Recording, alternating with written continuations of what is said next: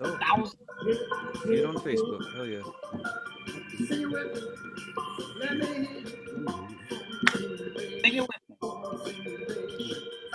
Hey, thanks for coming out. We had a technical difficulty. The mic has already started. If you're watching on any of the streaming services, we've already had 2 comics go up. We already had some really, really terrible banter between me and Pratik, and then it went off the hook. I'm just summarizing. Just summarizing. But Kevin Kelm is clearing his throat. I think cops are into BDSM because every time they handcuff and choke someone, they get off. Do you know how you talk dirty to a cop? Ow. Say, choke me like you would an innocent minority, and that cop's dick will get harder than it is to convict him. Cops only know one way to make a woman wet, with tear gas. Oh. I've seen cops give tickets to people for being nude in public, which I don't get because cops flash people all the time with grenades. Wow, this is a very pro-cop audience. So, NASCAR banned the Confederate flag from races. They're going to ask fans who show up with it on their clothes to change, but what are they going to do about the fans who have the Confederate flag tattooed on them? Because you know that's like half the fan base. Sir, we're going to ask you to laser that off. Do you know what the color of the last Confederate flag was? What? White. When they surrendered. The Confederates couldn't win with an army, yet some rednecks with a few shotguns and a truck think they're taking this country back. NASCAR was shocked when they waving a Confederate flag and an American flag at the same time is like waving a Giants and a Dodger flag at the same time. It doesn't make sense if you know any facts about the situation. NASCAR was shocked when they found a noose in the garage of their only black driver. What the fuck do you think the Confederate flags were for? For a sport where all they do is turn left, their fans lean pretty far right. No. I think they call it NASCAR, though, because their fans are too illiterate and inbred to pronounce nice car. That's a NASCAR over there. You're right, Uncle Dad. That is a NASCAR. So some people think that if they have a black friend, they can't be racist. I feel bad for the one black dude in Portland and the one black guy at Trump rallies. Because those 2 men must be exhausted from being everyone's friend. So, I love being in America because we're constantly leading the world in everything. I saw in the news the other day, Brazil had 70,000 virus deaths. Only 70,000? Get with the times, Brazil. 70,000 is so April. We have double that, and that was with us playing it safe. That's my time. Thank you, guys. Yeah.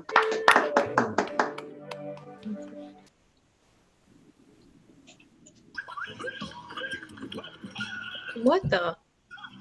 What the hell is going on? What is this? Ah, America. Oh, I accidentally played my favorite song. Sorry. The cops theme. It's a Cops theme, dude. Very I cops wanted theme. to play the cops theme afterwards, and we screwed it up. But Yeah, it was a highlight reel of cops just abusing people, which we played on TV for about 30 years. Oh, CNN. That's been the news for the last 3 months. We're like, how don't are, worry, how they are- were coerced into signing releases, so it's okay. Yeah, their release was how they posted bail, basically. Is what Basically. We're gonna do this, guys. We're gonna keep going. Our next play. Oh, thank you, Shane. Sorry, thank you, Shane, for going on. Very dry room. A reboot. We had to reboot the system to get the API keys reset. That's how it works in computers. Our next comedian, please welcome Patty Mansbach. Thank you. Hi. does anybody else fantasize about getting their face mold off so then they can get a face transplant and finally be seen as conventionally attractive? Anybody else? Nope, not me. No, because I'm naturally beautiful. I am so beautiful that I just get more beautiful every single day. I don't know how I do it. I think one of these days I'm gonna drop dead from all my beauty. I use a Ouija board to contact all the people I've killed with my good looks. I'm just you are pretty, and I'm like, thanks, dead Brenda. I've never watched porn in my life ever. Yeah, I think there's something definitely wrong with that. There has to be something wrong with that. I'm not going to unpack it. I don't care.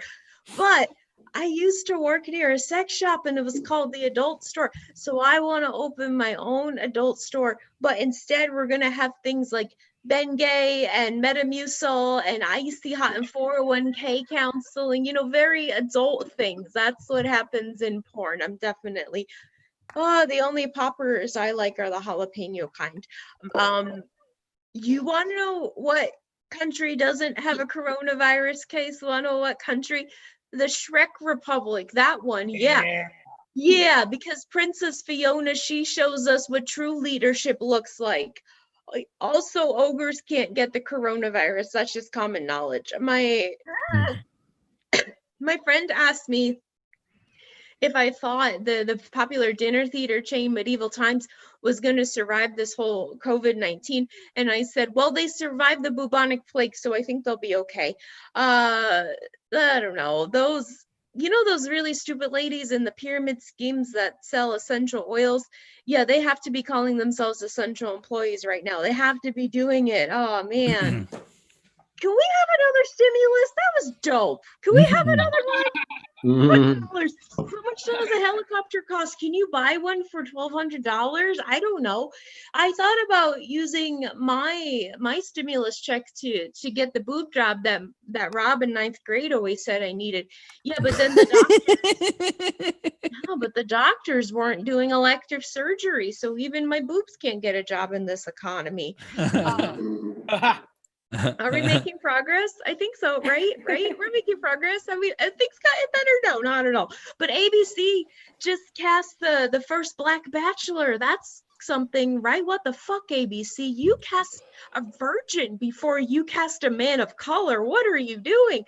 Also, I don't think Colton was the first virgin because I don't think Ben Higgins, I don't think his fantasy suite was that fantastical. I'm just gonna say it there. Ooh, real edgy.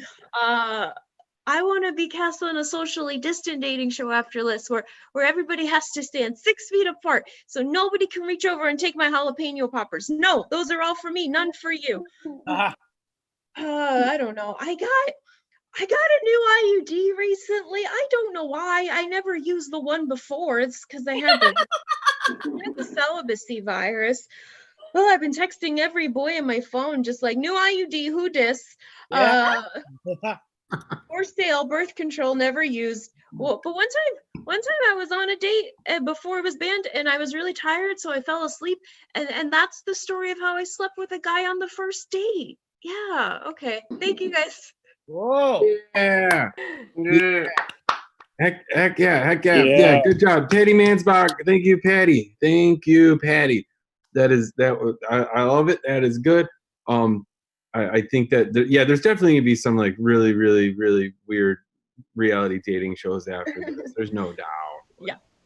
It's gonna happen, and we'll watch because that will be the only fucking shows on TV. Like it's just gonna be Zoom TV. Get ready for it. Either that, or they're gonna have to fly to red states to film shit, and they can't film cops. I don't know what they're gonna do.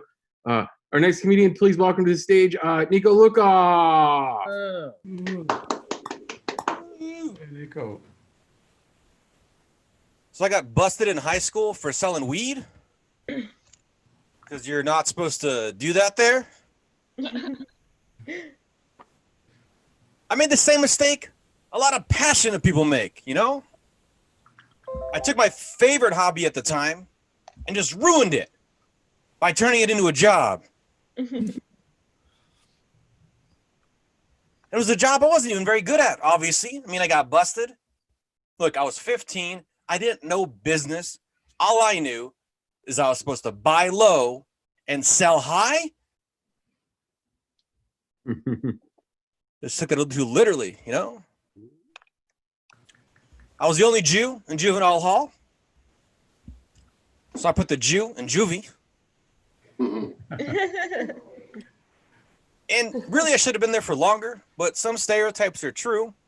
My parents hired a really good Jewish lawyer. Mm. They're like, 3 years? Nah, 3 weeks. Let my people go. Yeah. Mazel tov l'chaim, yay. And then I got out on probation, which meant I had to take these tests for drugs. And I was never good at tests, but I was very good at drug. I figured it out, you know? I did something I'd never done before. I actually studied for a test. Yeah, I'd smoke weed. Wasn't going to stop that because that's crazy. And then I'll do some things with my tests to pass. Study, but these things took time. And it worked for a while. But eventually, the tests became more frequent. More like pot quizzes, if you will. Failed a ton of these because I just didn't have time to study, you know? And then it turned out that unfortunately they had not been grading me on a curve. That was a bummer.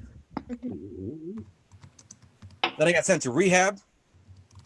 Yeah, you know what's weird about going to rehab for weed? Everything. And it'd be different if it was like, okay, this is rehab for weed and that's what everyone's here for and that's the focus, because in that case we would just obviously just smoke a bunch of weed. But no, this is rehab for people that do like real drugs, like crack, heroin, cocaine, all these things. And nothing against those people. Everyone's got their challenges in life and whatnot. But it certainly made me, this entitled Jew from California who got busted for weed, the least popular kid in rehab. So the first place I got sent was in the woods of Utah. That is hiking around. And at one point, they would take us individually blindfolded to an area, take the blindfolds off and say, this is where you're going to be for a couple of days. Show us our area, give us some food and some supplies, take off for a little bit. And you might be thinking like, Nico, why didn't you just run away? I did think about doing that. I really put a lot of thought into that, but they were actually watching us in a distance. And I knew this. And it made it kind of weird because when I had smoked weed, sometimes I get real paranoid, you know? But here in rehab for weed, clean and sober, I could look out there and go, there's someone behind the tree just watching me right now. I just know it. They're there. And they really were. Crazy. And they also took our shoes at night. That was also a big reason I didn't run away. Probably pretty big reason right there. Worst weed I ever smoked was in rehab. Yeah, was in Western Samoa, 5,000 miles southwest of my hometown of San Jose, California, because that's a reasonable distance to travel for rehab. Weed was so bad, I complained about it, which again made me the least popular kid in rehab. That's my time. Thank you guys so much. Yeah. Yeah. Other people clap. Other people that aren't muted, clap. Yeah. Ow. Yeah. I don't know who's doing that. That was great though. Hey guys, Pratik's gonna bump in and do a set. He's gonna take off early tonight. That's why he's not co-hosting tonight. But he's gonna do a set. He's awesome. So please welcome Pratik. Yeah, Pratik. Batter up, you guys! Hey, give it up for Mark, you guys. We kept the tradition going. Never starting on time. Give it up for that tradition. We never fucking start on time. This is awesome. Hell yeah. Shane was up there. It was talking about rednecks. I have a question. How do you know if you're a redneck? Has anyone ever explored that concept ever? I'm not the Jane Goodall of rednecks. I've not studied the species, but I would like to know. How would you know if you're a redneck? If only Jeff Dunham fashioned a puppet that told us who the fuck rednecks are, I wouldn't know. But I got this beard here. This is 5 months of beard. I look like an IT professor that fell down a well. Give it up for me, you guys. Hell yeah. I climb out of the well and I go, hey, is Chumbawamba still relevant? Where are they? They still pissing the night away? Where are they, Chumbawamba? Now that's what I call a reference volume me. That's me up here. I have Captain Lou Albano's pubes on my face. Give it up for this. I did that just for Kevin Keller. Thank you. Love you, Teak. And also, if you're not a wrestling fan, maybe you didn't know Captain Lou Albano was Cyndi Lauper's father in the Girls Just Want to Have Fun video.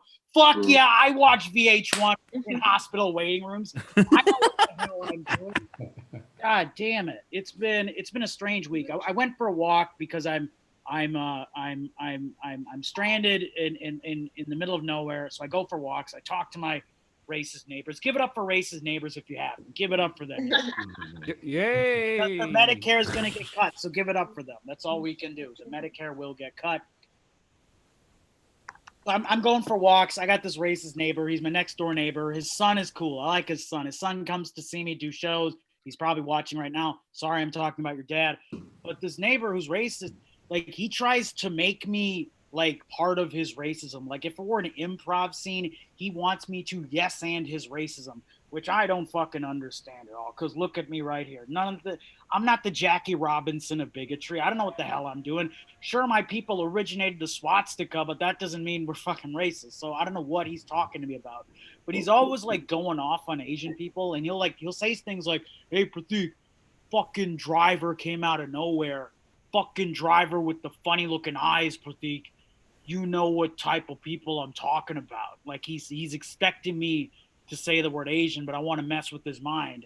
So I look at him and I say, "Yeah, you're talking about people that got funny looking eyes and they can't drive very well. I think you're talking about crash test dummies. You're not talking about Asians. You're talking about crash test dummies. We know about crash test dummies, right? They got funny looking eyes and they can't drive very well. We also know that crash test dummies are really good at karaoke. They're great people at karaoke. We also have that one friend that only fucks crash test dummies. He's got foam fever. Everybody was dummy fighting in Little Dummy Nam. That was a Carrie Struck dismount off that. That was my puppet, by the way. I am rebooting Jeff Dunham now, you guys. Yeah. Yeah, I make fun of comedians more successful than me, guys. It's important to do that. You know, I make fun of him, then I'm gonna wear a leather jacket, be misogynistic, call me Aladdin Dice Clay. We're gonna cover all the hits. We're gonna cover all the hits. This is absinthe, by the way. This isn't water, you know, because we got to fly down the rainbow, you guys. It's pretty good. And this is the last thing I'm gonna say. Then I have to leave. But where do we stand on the cat versus dog debate? We cat fans here, kind of. Yeah. Yeah, cats. Yay. Where are my dog fans at? Dog. That was clearly Tim Allen who was barking over there. But like, here's my thing. Like, dogs are fine, but I think cats are chill motherfuckers. I like cats because cats can just be cats, and that's it. Dogs got to try way too hard to be dogs. And if you don't believe me, watch movies and TV shows about dogs. They're not just dogs. They got to solve mysteries with hippies. They got to play basketball. They got to beat up aliens in space. Meanwhile, the most famous cat, you know what he does? What? Sits at home, eat lasagna, eat Mondays. That's relatable, y'all. Also, if you go to Boston and you hear them talking about Mondays, they're not talking about days of the week. They're talking about minorities because that's how Boston do. They're very racist people. Thank you, Martin Scorsese, for telling me about that. All right, your next comedian coming to the stage. She's kind of like the Martin Scorsese of comedy, but with violins. Started in Chicago, now she's in LA. Give it up for Kristen Lumberger, you guys. Hey, Lumberger.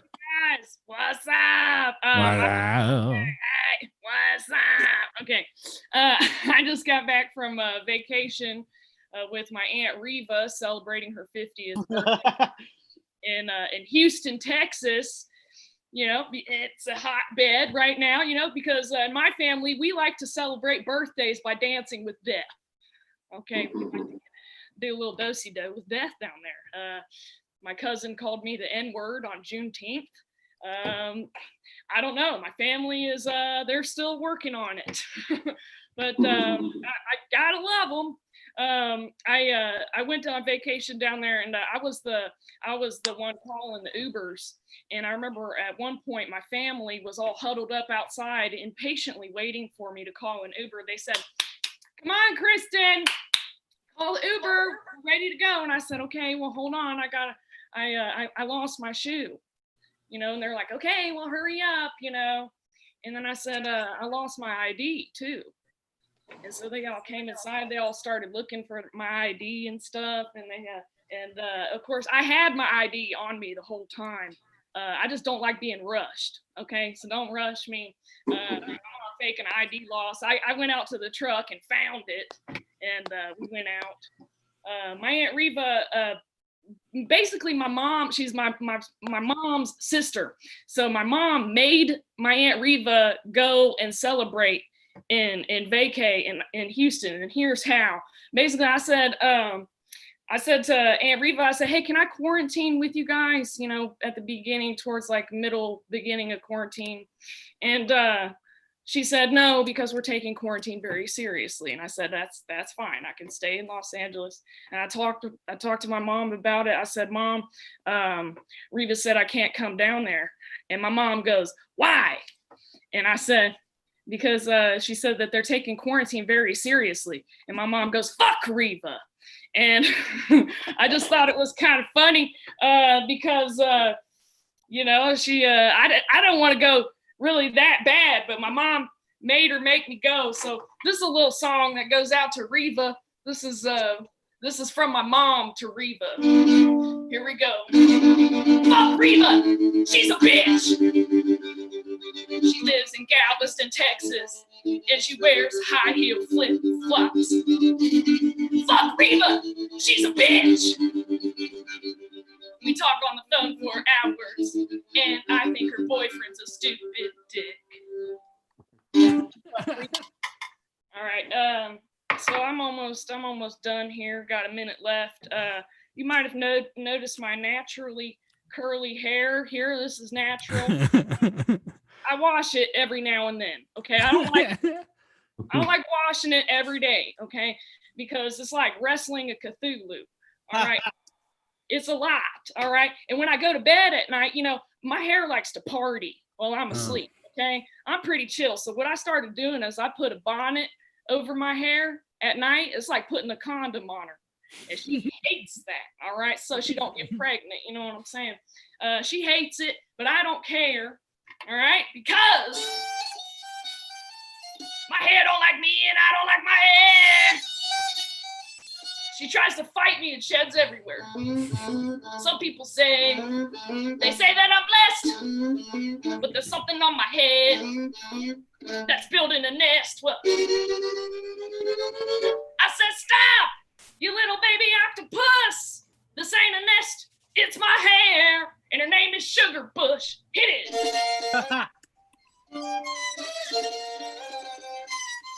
Sugar Bush.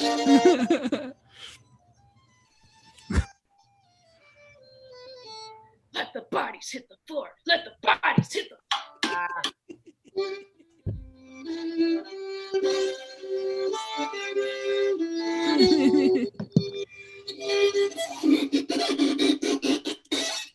Okay, and that was me giving my hair an abortion.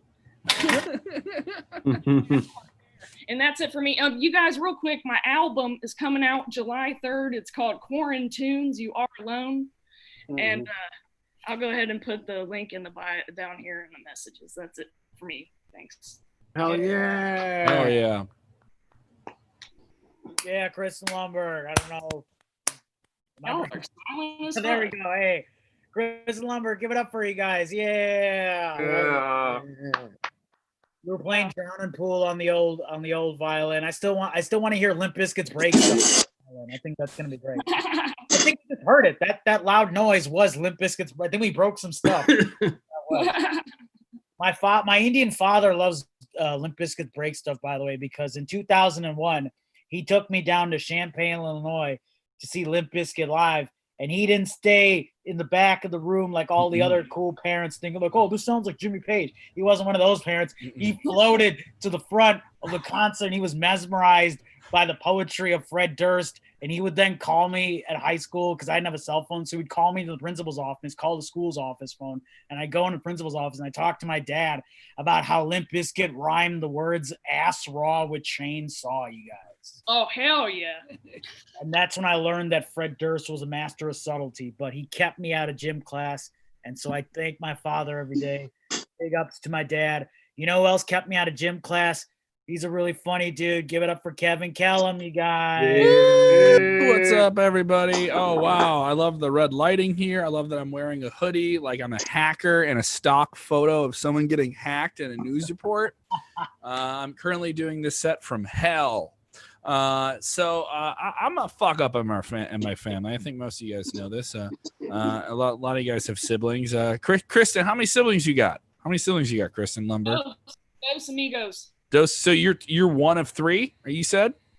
Yeah, I'm the oldest. I'm the leader. All right, so I'm 4 of 5, and I'm filled for unrelenting shame for all of my existence. I'm Catholic. Any other Catholic? Put your hands together if you're Catholic. Clap your hands. All the Catholics. Stop clapping. It sounds like sex. So you know it's wrong. All right. I'm filled with unrelenting shame for everything I do about all of my siblings, and a big reason for this is because all of them do things that I know my mom respects, loves, and appreciates saying to other people who also have children that her kids do these things. And I do this thing, which is not a thing that she wants to tell anyone about. And so this is where I always do this. Kristen, you said you're one of 3 kids, right? Yeah. All right. So amongst the 3 Lumberg children, where do you rank in your mother's heart? Last. Last? Dead Good last. answer. Many times I ask people that answer and they lie. They just boldly lie to me. All right. I am 4 of 5 kids. I know I'm 19 in my mom's heart. Like I know that there are dead pets in our family that outrank me. I know that like a dog that sat in her lap while she watched the OJ trial live on TV still is beating me out. I glued my left eye shut when I was 5. Do you understand that? There's no joke for that. That's a real thing that happened. I glued my left eye shut when I was 5. All right. When you do that, your family expects nothing from you for the rest of your life. Every day, you're just exceeding expectations left and right. You're learning how to ride a bike. You have no training wheels on it, but you almost put it into traffic. That's still a banner day in the Kellum household. Get in here. Blink both your eyes. Blink both your eyes. All right. Oh, it's a good day. Get him an ice cream cone. All right. Nothing is expected from me. One time I was learning what levers were in like basic science class. So I built a lever underneath an aquarium in my parents' carpeted basement and launched a 20-gallon aquarium across the basement. All right. I learned science, but my parents also had to get someone to come and dry vac the basement. You know what I mean? Like there was never any advancement. There was never. Kevin's life is one small step forward and let's tumble down the stairs and maybe break your arm. That's my entire life. It sucks. Another part of it is I know I'm from a part of the city. I moved to the city. I got a big old chip on my shoulder. We got everyone from Chicago here, right? A lot of people from Chicago. Yeah, cool. All right, so if you come to Chicago, every time you come to Chicago, if you're from the Midwest, coming for your deep dish pizza trip or whatever, and they tell you don't go to the south side of Chicago. That's the bad part of town. But that's where I'm from. The city of Chicago has 90 different neighborhoods. And you go north of Chicago, everyone has their own little neighborhood. I live in Lakeview. I live in East Lakeview. I live in Boys Town. I live in Town of Boys. Fuck you. You live in Lakeview. Quit cutting up your neighborhoods.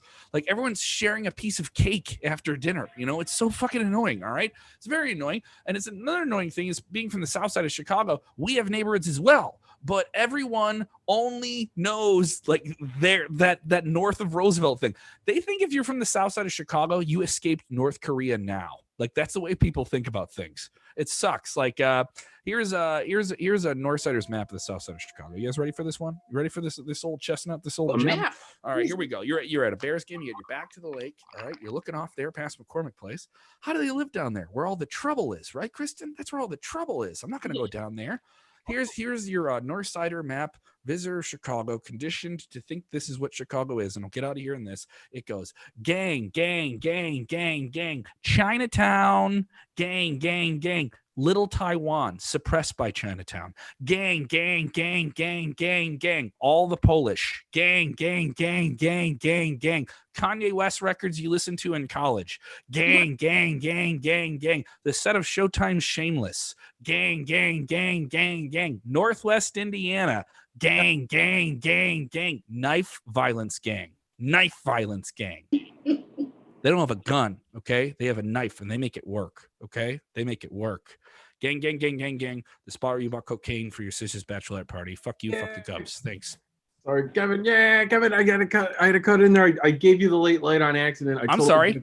I saw a little message pop up here. Everyone's trying to do their own little Zoom thing. We have to get like a special effect on screen or something like that. Thanks, Mark. I could run the spotlight, but I biffed it. I remember you were asking Kristen about her family, and the funniest thing about that is, Kristen, like right after you moved to Chicago, your mom like sent me a friend request on Facebook, and I'm like Facebook friends with your mom. And like I didn't know you that much at the time even, and I didn't know her. So I was like, I gotta see where Kristen comes from. I gotta see where Mark, Kristen is snooping on my mom just got a new tooth. She just got a new front tooth. She can say the F word now. She's like she's on one. She keeps sending me photos. Let me show you what she sent me. And I give it back to her, because she always sends me photos like this, with her. And I went ahead and I sent her one like this. I put a wig on. Like, how do you like my hair? That is so good. She knows I'm making fun of her. And also, you look like that lady who was in The Wrong Missy, Lauren Lapkus. And then when you have that wig on, you look like Lauren Lapkus. Kevin, one time you did that the material that you did, a variation of it at a showcase at Reed's, and a 70-year-old man in a full Cubs uniform, like he was going out to play for the Cubs that day. Like, this guy was wearing head to toes like a baseball uniform. Cubs, 70-year-old man, just ran up to the back of the room going, hey, hey, hey, hey, and then got in your face and goes, be nice about the South Side, be nice. And it was the biggest thing to see from a Cubs fan, like number one. And number two, I was like, normally if someone's approaching a comedian for violence, I'll try to stop it. But I was like, I gotta see how this goes. Like, he's gonna keep walking. He's gonna keep walking closer, and Kevin's gonna keep getting bigger. You know what I mean? It was awesome, but yeah, it was good to see everyone unite against hate, against Kevin hating people. I'm just joking. We gotta keep rolling. We gotta keep this comedy train going. Our next comedian, Lorena Brew. Hello. And if you hear a lot of barking, I promise it's my 5 dogs and not me. All right.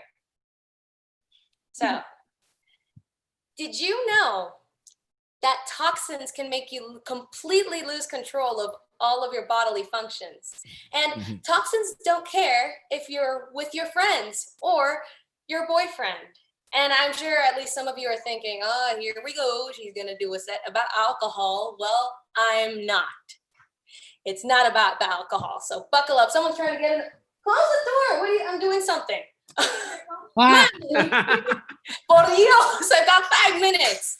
Anyway, continuing the set that's not about alcohol. My friends and my boyfriend and I were in Boca Raton, Florida. Yes, not only does the story take place in Florida, it takes place in the city that's literally called the Rat's Mouth, Florida, which is the perfect exposition for what's about to transpire. And this is a true story, okay? It's not one of those made up fake stand-up stories. I don't know, I guess what I'm trying to say is I'm interesting. Anyways, so we were doing parkour, right? And if you don't know what parkour is, first of all, okay, boomer.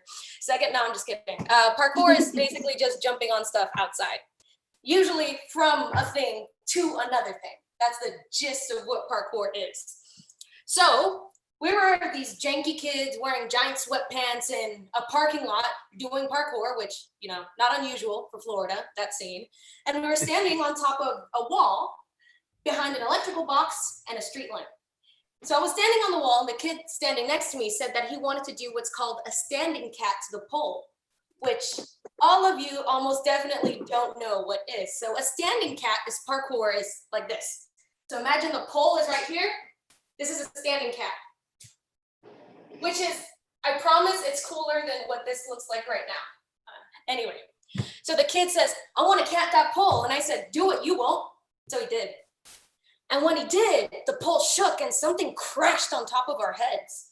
And I heard this sputtering noise, like, and then it was replaced by a second noise. Before I even knew what was going on, I just heard zzz. It was bees. I thought acorns had fallen. It was bees. Bees fell on top of us. So I got off the wall. I don't even remember how. And you know how they say that when you have a near-death experience, sometimes time slows down? Well, that happened. Time slowed down and a singular thought crossed my mind. All I could think was, this is like that one scene in the fucking Hunger Games. And then I just ran in any direction and I looked down and they were hanging off my clothes, the bees. So I stripped off all of my clothes, full sprint, which is a skill I did not know I had. And I finally lost the bees when I ran through a bush. And when the emergency crews got there, they actually had to call in an elite bee unit, which I guess is a rung higher than a non-elite bee unit. I can't imagine how often those guys get called. They must have been so excited that day. But yeah, they had to call them in because these weren't just regular bees. Apparently, these were Africanized killer bees that had chased us, which are called as such because they are actually from Africa and not just because they are faster, stronger, and otherwise superior in every way to all the other types of bees. Thankfully, I only got stung 34 times. The only person who got stung more was the kid who obviously did the cat. He got stung 50-something times, and they found him naked, passed out in that parking lot, which, again, not that unusual for Florida anyways. At first, I felt fine, right? I felt so fine that I even made a little video like, whoa, guys, look, we just got stung by a bunch of bees. Make sure you like, comment, and subscribe. And then half an hour later, I started shaking. And the shaking got uncontrollable. So my friends took me to an urgent care and 2 hours, a lot of vomit, 1 injection, and $1,300 later, we were out. Yay, America. So we're out. We've got a 3-hour drive home and my boyfriend at the time is driving. I'm in the passenger seat. We're listening to music after an exhausting day. And all of a sudden, my buddy Jimmy in the seat behind me says, ew. What's that smell? And to my abject horror, I felt a gentle warmth in my seat. And I otherwise didn't feel anything. I didn't feel a bowel movement. I didn't feel anything happen. One moment I was just sitting there and the next moment I was still sitting, but now on top of a pile of shit. So 20 Starbucks napkins, a lot of hand sanitizer, and many tears later, I left my crap-laden underwear on the side of the road and we finally drove home. And I know you're probably thinking like, ew, how could just leave that out there? I promise, it blended right into the Florida landscape. Yeah. I can't imagine a single person drove by, saw shit-stained underwear on the side of I-4 and thought anything was unusual. Yeah, thank you, Lorena. That was the most Florida story of the night. Thank you for representing. You don't have to make up stories from Florida. You do not. Like, you know, that's a fact. If it was like Florida woman dies doing parkour from bees, that would totally be a legit headline, I would believe. Like no one's gonna question you on that. African bees, not even Florida bees. Yeah. African killer bees. Yes, that's it. We don't even have those here. I don't even realize that they exist until someone from Florida joins the Zoom. Then we remember this. We're gonna get it local, regardless of his accent. He just lives down the street from me. Please welcome Michael Cooper. Yeah. Let me get on here sounding like this and talk about how scared I am of Africanized bees. Let's see how that goes. I don't think it's gonna go good for me. How the fuck is everybody? Everybody doing good? Yeah. Yeah. So there's this part of the current movement that is basically it's kind of a task for white allies to make life difficult for white racists. And I don't think we're doing a good job at it, y'all. And here's why I think that. I have been doing some research, and it does look like it's easier to be a racist in 2020 than it was in like the 1960s. So I'll give a concrete example. In the 1960s, there was a protest to protest against segregated beaches in Biloxi, Mississippi. Okay, it was a weighed-in protest, and the police went and recruited a white mob to attack these peaceful protesters. Now, we just went through one of the biggest waves of protest, civil rights protest in the history of the world. Did any of you white dudes get a knock on the door from the police? All like, hey man, what you doing today? Cancel those plans. You have to join a mob. Like, I gotta go attack peaceful protesters at a beach, man. I don't even like the beach. Hot. Y'all keep making me wear that extra sheet. I don't like it. Not a fan. You know, now if you want to be in 2020, if you want to be a racist, you just stay home and don't say anything. Or if you really want to put in the effort, you can be a dick online. But really, it's a lot easier now. So yeah, working through that. I like when I have bits that are like 3 minutes of setup, because I don't think the audience is gonna trust me. Look, so y'all, reasons you shouldn't trust me. I recently had an acoustic guitar finance. Love it. I want to hear it. I recently had an acoustic guitar financed, and that is insane that that's a thing. That means it's someone's job to decide whether or not I should be able to get a loan for an acoustic guitar. And here's the thing about that. That should be the easiest job ever, because everybody who's asking for a loan for an acoustic guitar should be turned down for a loan for an acoustic guitar. None of them are responsible. It did make me realize something about myself. When I was a lot younger, I would look at a guitar and I was like, man, I love playing and I love writing these songs and having this, outlet to do an authentic expression of myself. And there was a little part of me that was like, you know what though? Maybe if I get real good at this, maybe I'll get laid. But now at 33, when I'm having sex with my girlfriend, I think, I hope I do a good job at this, because if I do, maybe she'll let me have an acoustic guitar finance.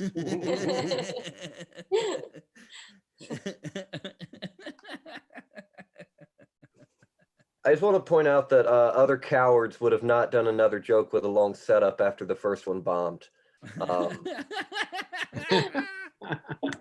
I was brave, damn it.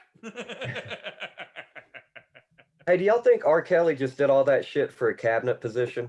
Do Christians in Flint, Michigan still do baptisms? Oh, no. Leave y'all with this. My brother's a cop back home in Alabama. He was going to come to Chicago to do it, but they wouldn't hire him. They said he didn't have enough video editing experience. That's about time. I got to go listen to Freebird while I cut myself. Thanks so much. Yeah. Yeah, somebody get Michael a participation statue for the bravery of going into a joke after that long one. Get him a statue of a Southern general, Colonel Sanders himself. I don't really know. Guys, we're gonna keep rolling. I'm gonna keep it fast. Our next meeting coming up. Please welcome Brandon Baddick. Hello. Yeah. Coming to you guys from the red light district. It's frightening the kinds of medications doctors prescribe to parents to give to their kid. The kid gets a D in math, and now he's a walking lab experiment. My mom would always go to the extreme when it came to treatment. One of the medications I cycled through was like a patch you put on your side. I come home from school, my mom's like, did the patch work? I'm like, I raised my hand, and the teacher saw my side and thought I was trying to quit smoking. I got my mom's a doctor herself. You'd go in with a cough and she'd prescribe you with an iron lung. All right, yeah, killing it. Anyway, so I'm a paintball ref. I've been a paintball ref for like 2 years, and it sucks a lot. Dads need to stop bringing their kids to go paintballing with them. Puberty's hard enough, but now the kid has to deal with simulated warfare. I'm roughing a paintball game, and the scene is just chaos. The dad turns to his kid and goes, "Son, watch my 6. I'm going in." He gets standing like, "Dad, I can't even count that high yet." When the game ends, the kid usually hides, so you have to walk up and down the field looking for him, like you're like part of a hurricane relief team. When you find him, he looks like one of those splattered paintings. I can never imagine the kid going to like a museum after this. Like, "Hey, Kevin, what do you see in this piece?" Crippling anxiety and broken trust. All right. Yeah. I hate people who have like those bumper stickers on their car that says like "I climbed Mount fucking fuck" or whatever it is. You don't need a bumper sticker telling people you drove up a mountain. It's not just drive uphill. My dad has one of these on his car, and he looks at it as it's some like Olympic medal.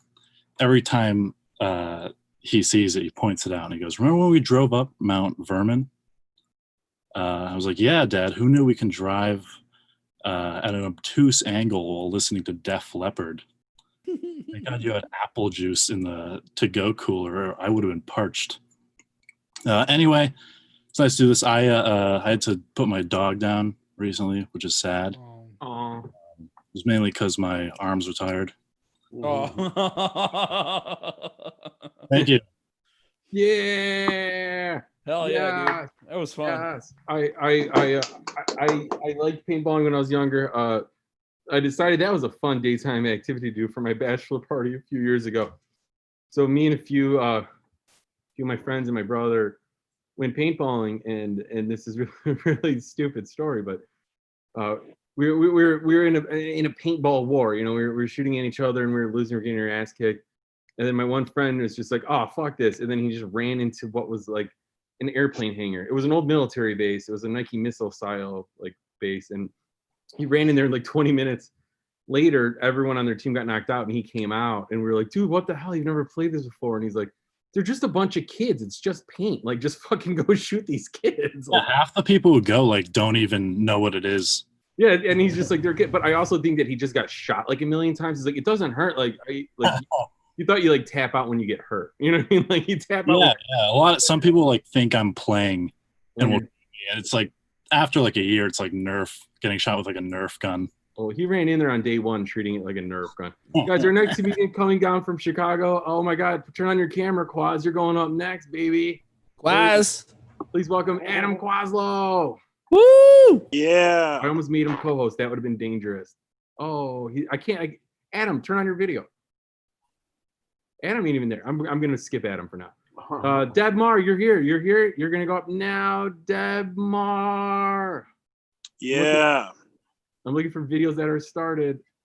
Are you started, Deb? What's going on? There you are. Yes, Sorry yes. about that. I'm just not talking. There's there you go. There's Deb Mar. Thank you, Mark. Sorry, I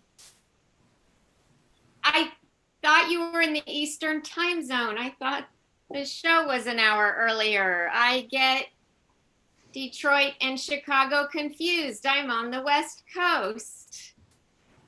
Let me brighten this so I can, sorry about my lighting.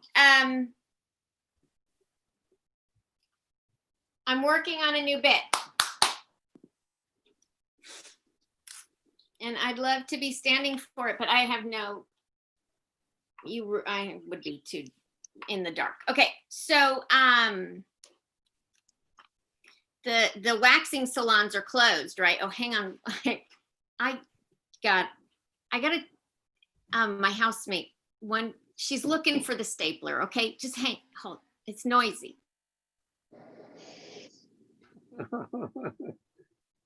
She's such a mensch. Okay, so is this 5 or 4 minutes, Mark? 4. We'll probably go to 3. Okay, so the waxing salons are closed, and no one's told me about any like waxing speakeasies.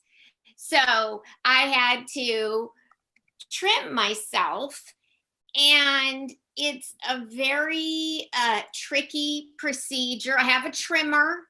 You know, it's very sharp blades going in. Oh, somebody's boyfriend? How cute are you? That's why I trim, to get one of those maybe, but that's okay. Yeah, Lorena's square. Okay, so very sharp little tiny teeth blades, and but you really need 3 hands to do it, because if you wear glasses, because my glass, you know, you're looking down and then the glasses slide down, and then but then you have to like hold the skin. It's very delicate, so that's a disaster. And then when you get waxed, everything's just like so smooth, and it grows in real soft. But when you hack at the hairs, when you trim it, it's totally different, and you get this texture. You get a texture that's about 240 grit.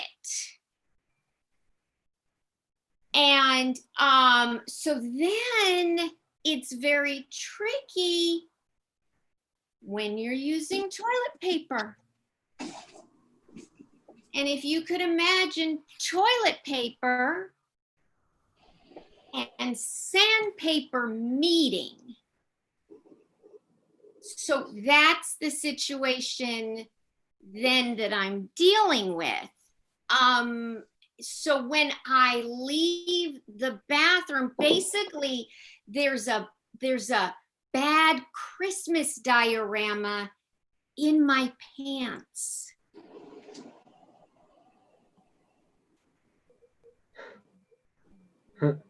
Do I explain it to people?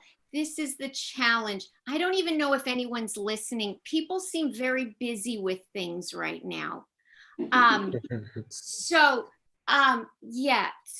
little shreds of toilet. Okay, you know what? I don't know that you guys deserve an explanation. It's okay. It's okay. It's a Sunday night and we're winding down. So I can just leave it there. Thank you so much, Mark. Thank you, Dad. Thanks for being Yeah. Thank you, Dad, Mark. Yeah, sorry, there's a little confusion. There's some people that weren't here and weren't ready, so like you got bumped up a little bit, and that happens. And I recommend to anyone to just be ready if you're in the next, like if you're anywhere in the next 5 people, it can happen, and I might throw it to you. So I try to give a heads up if I can do that. If I can't do that, then I will not do that. But our next comedian, he was just not paying attention for a quick second. He is here. I'm going to bring him up because he missed it literally by like 10 seconds. He's probably going to the bathroom. I'll let him explain. Adam Kozlow. Yeah. Thank Awesome. you. I won't explain because I like to be a man of mystery. There's been a lot of talk going on now about separating art from artists.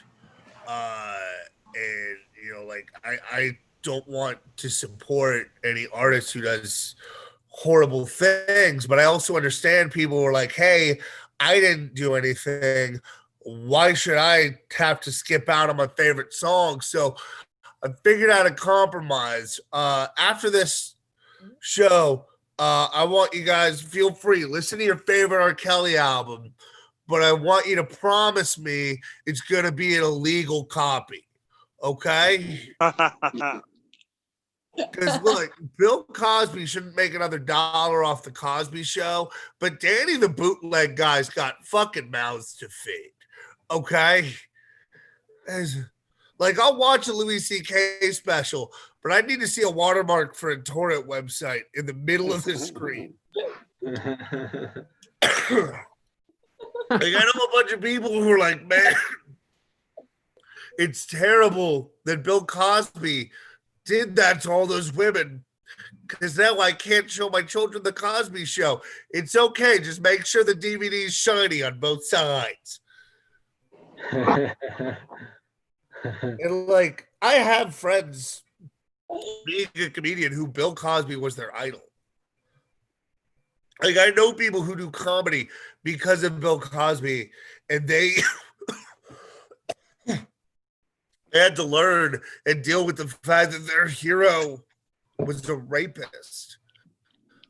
And it really made me appreciate the fact that my hero, George Carlin, was just a miserable alcoholic.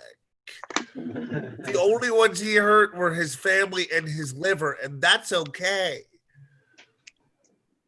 But I remember Disney said that they were taking excuse me. Disney said that they were going to take down their Bill Cosby statue. And people were like, no, that's trying to change history. So, again, compromise. Instead of taking down the Bill Cosby statue, what they should have done was build a new statue next to the Cosby statue and says, dude, we had no idea he was doing that. Like, yeah, he earned that statue, but he also earned this statue. We can take down Confederate soldier statues now. We knew who they were when those things were built. Nobody watched a Netflix documentary and said, wait, they fought against us? And it's dumb that we have those statues. You don't put up a statue of somebody you're glad you beat. That'd be like if the Bulls put up a statue of Karl Malone. Like, I can picture it now. With one hand, he's got the ball, and with the other, he's denying a child he fathered. Also, I just want to say before I go, I guess my experience is unique. Being a Jewish man who grew up in a Jewish town, I've been taught about the Holocaust my entire life. Like, I would go to Sunday school as a kid, and it was 1/3 religion, 1/3 Hebrew, 1/3 here's why Rebecca's grandmother always wears long sleeves. And when I was in 3rd grade, my Sunday school teacher went to Poland. And I was just getting into basketball at the time, so I thought she meant Portland. And you would not believe the horrors that happened at the concentration camps I thought she toured in Oregon. Like, I understood the Holocaust before I understood the Pacific Northwest. When I was in high school, when we learned World War II, you know, every Jewish kid I know could have said, hey, wake us up when you get to Japan. But we couldn't. We had to fill in the blanks because our public school couldn't afford textbooks with Kristallnacht in them. All right. Thank you, Adam. Adam, that was your time, man. Sorry, dude. Hey, one thing I would say is I would normally make a joke about getting COVID through Zoom because Adam was coughing so much, but I just want to point out that he's actually the healthiest I've seen him. That's a pretty good run with this. That's healthy Quazzle, guys. That was healthy Quazzle. Gary Hughes, I don't think he's here, and Devin Clark, I don't think are here. If you are here, make some noise. I do not think so. So I'm going to move on to our next comic. I'm very excited to bring up the very talented Tristan A. Smith. Hey, give it up for Mark. Keep it going for him. Or not, you know. You sound like Mark. I guess I'm not gonna force you to clap for him. That's fine.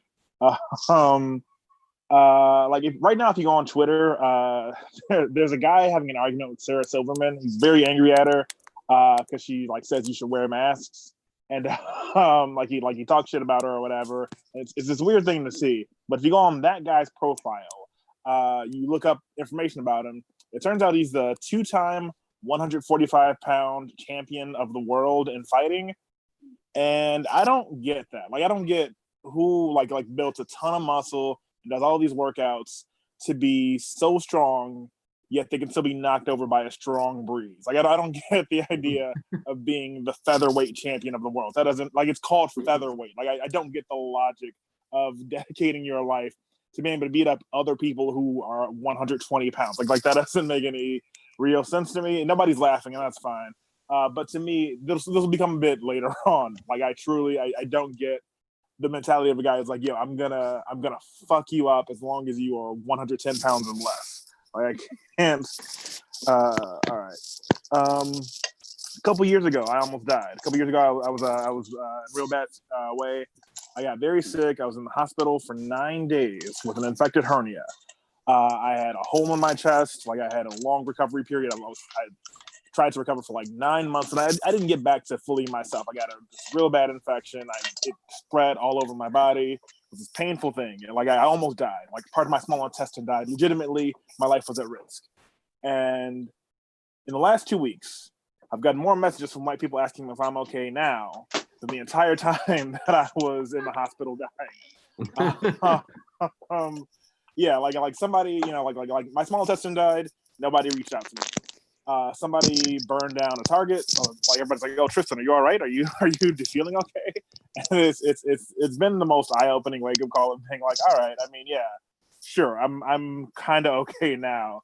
But there was a time you could have reached out to me, and then everyone's like, "Yeah, no, we now that they're burning all those zones, we gotta check on Tristan." I've been working out these days. I've been trying to exercise. Actually, the reason, like, I usually perform outside, but I didn't do it today because I couldn't get up. I walked 6 miles from work to home right before this call, and I was like, when I got home, I was like, I can't physically get up outside again. Yeah, like I've been trying to exercise more. The goal is to like walk 100 miles a month, and it's like I'm doing that. It's like exercise more. It's like be healthier because COVID-19 is killing people that look like me. And I realized that exercising during a pandemic in order to get healthy is like trying to study for a test while the teacher's passing it out. It's like I could I had my chances. I could have been healthier long before this. Like I didn't like get health right the first 33 years of my life, but I'm gonna fucking nail it these next 2 months. Like that's what. I only got a minute left. What do I want to say with my time?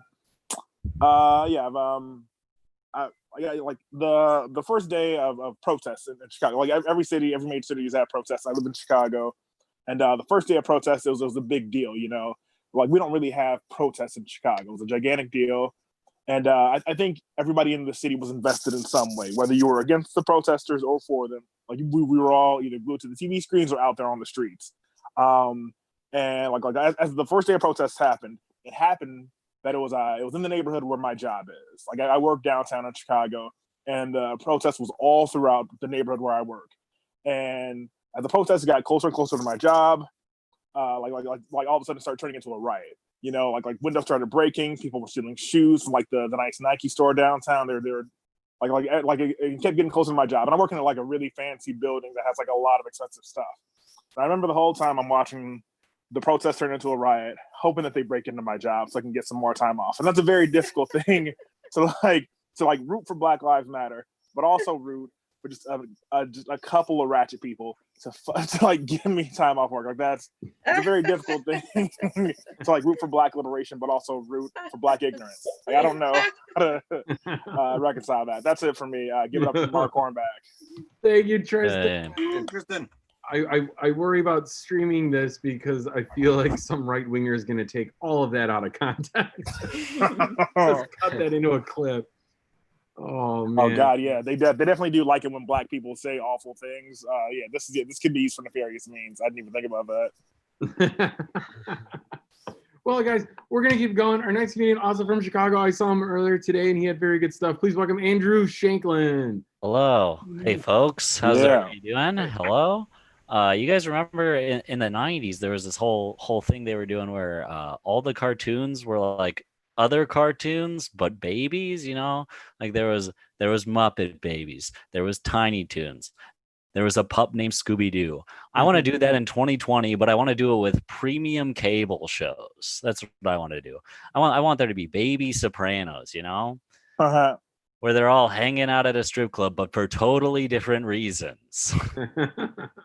You know what I'm saying? They're like, "Oh, you suck your mother's titties with those lips." They're like, "Oh, it'd be a shame if you had an accident, because nobody wants a poopy diaper." All right, that's it's a baby Sopranos joke.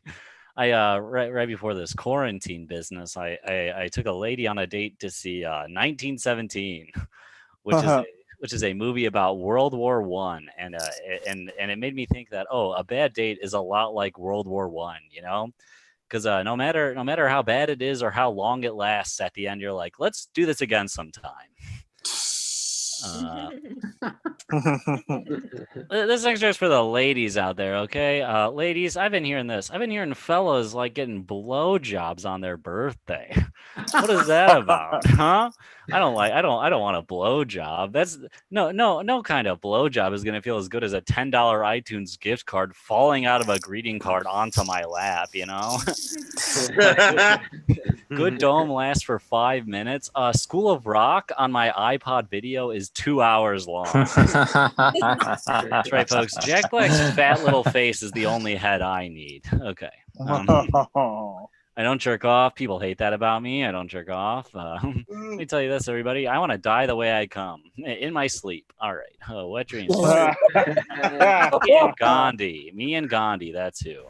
Look it up, folks. I feel like I was born in the wrong time. Like I feel like I would have liked to be in the Wild West. Because I think I'd be a good train conductor because I feel like I'd look hot in their little outfit, you know, those overalls with the pinstripes and the bandana around your neck. Let me tell you, the engines wouldn't be the only thing with steam coming out of them.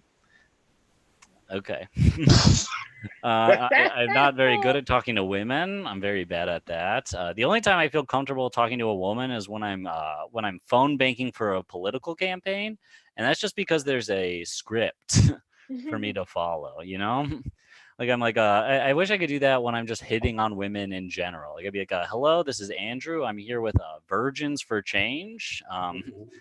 We're looking for a couple of generous ladies to give kisses on cheeks, and if that's too much, maybe we could ask you for a little hand to hold." I've been getting targeted ads. I get weird targeted ads, and lately I've been getting one for a class action lawsuit against for Boy Scouts that were sexually abused. And I was like, okay, I get why you would give me that. I could see why that would be something you would assume about me. I have been Googling Legos a lot. All right. Hey, Jack Kerouac, more like Jack Kerouac-off. Boy, is his writing self-indulgent. I've never gone down on a woman. I've been told that when you go down on a woman, you're supposed to spell out letters of the alphabet with your tongue. And I'm not going to do that the first time. No, I'm going to spell out chess moves so she knows I'm smart. All right. Cool. That's it for me. I'm gonna give the rest of my time back to them. Thank you guys. Yeah, good job, Andrew. Thank you, Mr. Shanklin. Please, somebody give him a blowjob so he knows relatively where it ranks in the difference between watching a movie and physical pleasure. Please, somebody, anybody. No I'll takers. blow on his ramen noodle. All right. Kristen is eating. What are you? Wait, hold on. This is a new weekly thing. What is Kristen eating? Ramen? Yeah. Nice. I like it. Kristen snacks during this. She eats when her cats eat. It's a thing. It's a thing we got going. Guys, we're gonna keep going. Our next comedian. I don't think Alicia Rayner, Ira Summer are here, so we're gonna go straight to our next comic. Chip Jaw. Yeah. Yay! Give it up for me. Oh, Mark, I'm with you with Andrew. The whole blowjob thing, he doesn't understand. I mean, I'm a married man. I look forward to birthday blowjobs. I mean, and since I got those two ribs removed, I can almost get to the base. So, I mean, I think he's way off on that. So, what's going on with me? Spending time at home, trying to be the better man, because like all the rest of the comedians, I'm a person who's got issues. Terrible road rage, man. The other day I was driving and a bird pooped on my windshield and I followed him back to his nest and shit in it. Not a good look. Oh, I was happy about everybody getting woke. They let Aunt Jemima, Uncle Ben, and Mrs. Butterworth off a plantation. And I like the fact that blacks got to go first because, normally they would have probably started with like child labor and Little Debbie and Wendy's would have gotten out first, or they might have gone with gay rights and the Brawny Man and Mr. Clean could have come out about their love, but they let black people go first. So I'm appreciative of that. What else is going on? It's cool now. I can tell the woke white women because they're all walking around with poster board. I'm assuming they got magic markers in their purses and they're ready to protest at the drop of a hat. I am becoming a little annoyed with what I call the Google woke white people. You know, they're the ones trying to tell me about Black history I don't know. You know, like, hey, did you know that Malcolm X was an excellent bowler? It's like, really? Okay. I don't know if I need to know that. You know, MLK, he not only had a dream, he had nightmares. Get the fuck away from me. You know, Harriet Tubman had narcolepsy. Get out of here. So, oh, what's going on? What's going on? I'm worried now that white people have discovered Juneteenth. You know, there are a lot of states that want to make it a holiday. In fact, there are congressmen that want to make it a national holiday. I'm kind of scared of that, man. I can just imagine turning on my TV next year and hearing "Swing Low, Sweet Chariot." You need a new chariot? Come down to Coons Ford. We got a Juneteenth deal for you. It's like, no, I don't want that. You know, I'm gonna lay down my burden on the sleepy memory foam mattress. We got a deal for you. Come on down. But I think the worst thing though is thinking it's a holiday. Like Hallmark would start making cards, and I could see my white friends and coworkers sending me these crazy cards. Like I get a card that says, "Hey, I'm sorry about slavery." Open it up. It was a cotton picking shame. Yeah. No. We're walking into my office with a card on my desk that says, "Hey, it's been over 140 years since we had slavery." Open the card up. Isn't that all just watermelon under the bridge? Ugh. From Debbie and the girls in HR. Fuck, who do I turn to now? Or maybe somebody go high tech, you know, with one of those personalized record a message card. Front of the card says, "Are you still mad about slavery?" I open the card up, just screams, "Nigga, please! Nigga, please! Nigga, please!" Yeah, I'm stabbing everybody at my work. That's the way that's gonna go. Oh. But you can tell by my hair, I'm an old guy. I'm jealous of these young guys in the room, like Alex, you know, and Mark. You guys still got that steady stream when you go to the bathroom, right? You're tossing it way back? No. Mine's more like a ketchup pump at McDonald's, just squirt, squirt, squirt, you know. I've gotten to the point now that I sit when I pee. It's kind of awkward at the urinals, but you know, you got to do what you got to do. Just got to remember to stand up before I flush or my back gets wet. That's awkward as hell. So. Hey, Chip, that was your time. Thank you, Chip Jones. Yeah. I love having Chip on. The first time he was on here, he didn't clarify that he was black until the end of the set, and I wasn't sure if I should mute him or give him more time. So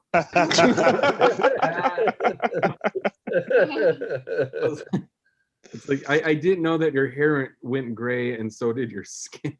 I'll stop. That's gonna. Well, I get canceled. I had a woman in Pennsylvania that asked me once. She goes, "I could tell from your hair you're probably African American, but you're very light skinned. How does that happen?" I said, "Slavery." So, you know, that's the way that goes. Thanks, Chip. We're gonna keep rolling on. Our next comedian. I saw him, and then did Oscar just leave? He was under iPhone. I'm here, dog. Oh, you got a haircut. Please welcome Oscar Carvajal. Yeah, Oscar. I got a haircut, dog. Good. Yeah, so let's do this one.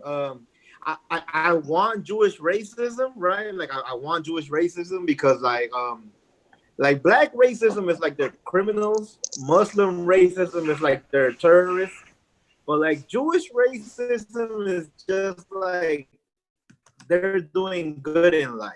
You know what I'm saying? Like, for example, you can be like the Jews control all the money, and people like that's racist, right? And like pay for people to say shit about me like that, right? Like even if it wasn't true, like if people were just to say like Oscar controls all the money, Oscar runs the world banks, Oscar is circumcised. You know what I'm saying? Like even if it's not true.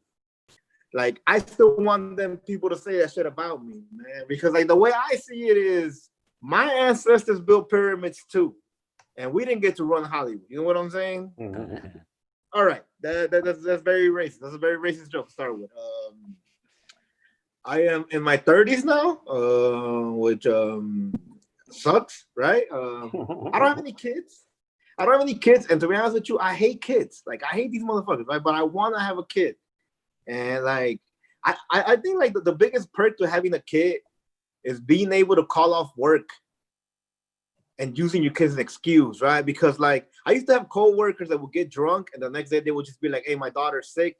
And the boss would be like, cool. But when I would call off work since I didn't have any kids, the boss didn't believe me, right? So I'll be like, yeah. So Edgar called off saying his daughter is sick for the 3rd time this month. But I call off saying that my grandma's dead for the 2nd time this month, and now that's a problem. You know what I'm saying, right? Like I'm tired of killing my grandma, dog. You know what I'm saying? Like, I've been killing my grandma since 1998, and she's still alive. You know what I'm saying? Like, I killed her once in grammar school, and it worked. And I've been killing her in every school, every job I ever had. My grandma's been dead. You know what I'm saying? Like, every job I have, my grandma's dead. You know what I'm saying? Like, I feel like that's gonna catch up to me someday. So like, I'm tired of killing my grandma, dog. You know, like, I'm running out of uncles to kill. You know what I'm saying? Like, damn, dog, like, how many boys does your dad have? Yeah, you know what I'm saying? Like, damn, like, it's the 7th one this month. Like that, yeah. That's the COVID or whatever. I don't know, man. Another reason that I want to have kids is just because, like, I want to be able to watch Disney movies in the theaters again. That's it, right? Like it used to be my favorite thing as a kid. Like, when my mom would take me to watch Disney movies in the theater, because it was like a shared experience and shit. And I can't do that shit anymore, man, because I don't have any kids. And like, it's not a good look for a grown ass man in his 30s to go to the theaters without a fucking kid, right? It's not a good look for any man in his 30s to go anywhere where it's mainly children, right? You know what I'm saying? Without any kids, man. Like, they got me feeling like I'm Pee Wee Herman outside of the theater and shit, man. But here's the thing, though. Like, I'm not saying that people are using their kids as an excuse to watch Disney movies, but they are. You know what I'm saying? Like, they are, because like I used to work with this dude in the warehouse like 6 years ago, and one time he was like, "Hey, Oscar, you want to come to my house and drink a few beers after work?" I'm like, "Sure, man. Let's go drink a few beers at your house after work." Right? When we get to his house, we're drinking a few beers. He pulls out a DVD of Frozen. And he's like, "Hey, Oscar, you ever seen Frozen, bro? You want to watch Frozen?" He was in his 50s. I'm like, "Dude, I've never seen Frozen because Frozen came out when I was in my early 20s. I got no business watching Frozen, right?" And he was like, "Yeah, me neither, bro. But I got it from my daughter." I was like, "Dude, your daughter's my age, right?" Like, and when Frozen came out, she was already locked up living with her boyfriend and shit, you know? Like, plus you pulled that DVD from your room. Plus the DVD feels hot. You just recently played this shit, man. I hear you singing songs on the forklift, dog. Like, do you want to build a snowman? You know what I'm saying? Like, I think that's where the joke ends, man. We ended up watching the movie, and I loved it. I'm trying to see Frozen 2 is what I'm trying to say, right? Yeah, thanks. It's my time. Yeah, go ahead. Thank you, Oscar. Looking good with the haircut. I was scrolling through the images, and I honestly didn't recognize you. I could have made an assumption based on the flag background, but I didn't. And I didn't. I'm proud of that. We're gonna keep rolling. Our next comedian coming down, Yash Punati. Hey guys. Hey. So, right off the bat, I just want to let you know that I don't do religion jokes on weekdays. So since it's a Sunday, I guess here goes, right?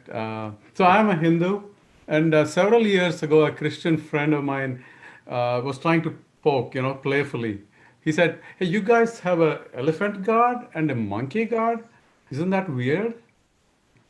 I really didn't want to bring up, the talking snake or the burning bush or the boy living in a fish or a 600-year-old guy building a boat with this guy, So I just said, "Hey, lovely glass house you have there.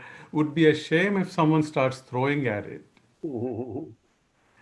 So that's the only religion joke I'm allowed to do per the union rules. So I'll move on to the rest of the set. Did you know that there are, I guess I'm an Indian, and there are 1.3 billion Indians in this world?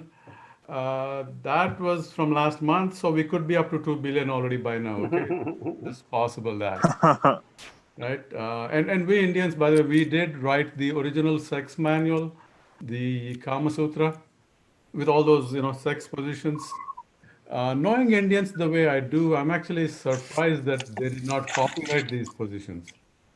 I mean, just imagine, right? Anytime you guys use one of the positions, you'll have to pay, a quarter to the country of India. I mean, India would be like a Saudi Arabia level rich by now. Although I think the Catholic Church already collects on the missionary position, so that one's off the table. But the rest of them, yes, certainly. And I've been married for over 30 years. So at the rate of quarter per use of the positions for all these years, I'm guessing I probably owe maybe, I don't know, $4 by now. Right? I don't know if you noticed, but I am actually tanned and toned for the beach season. So I do feel bad for my white friends who have to, bake in the sun or the tanning salons or spray dangerous chemicals on themselves to get that perfect tan or orange in some cases. So I'm hoping that one day we'll have the technology so that I can donate my tan to my pale friends, that need it most, in exchange for some of their paleness. It's a win-win situation. I'm hoping for that technology one of these days, right? Anyway, my last one here. Most people think that Indians are not into sports, which is not really true. We love sports. It's just that we love the low-impact sports, like Scrabble, tic-tac-toe, and hangman.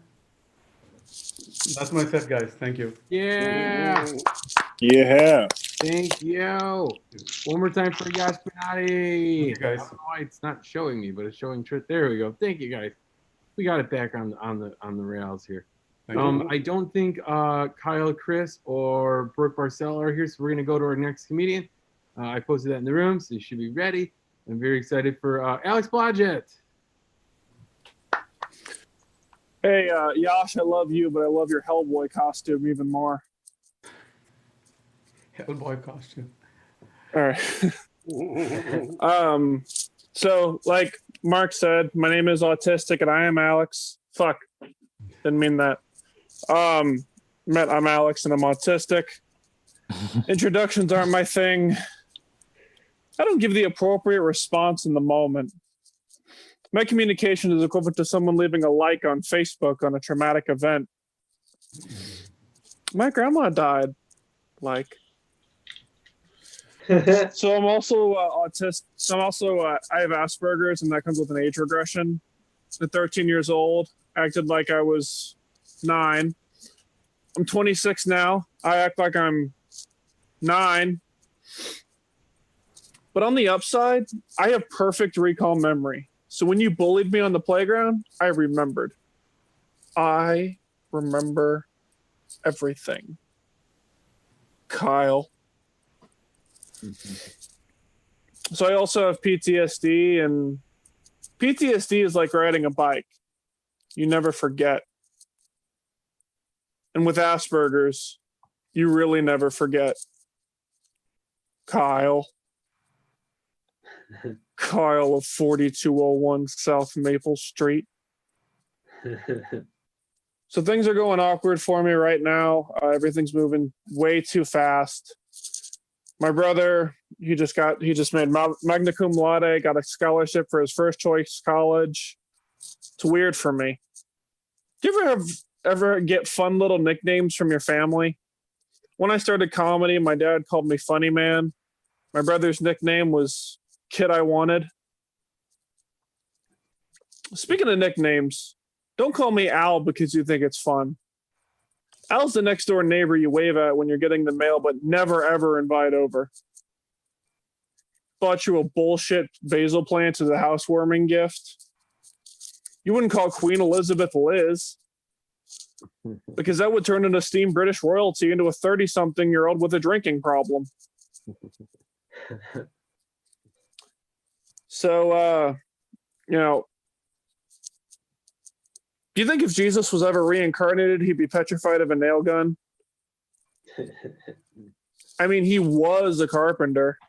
Talk about irony.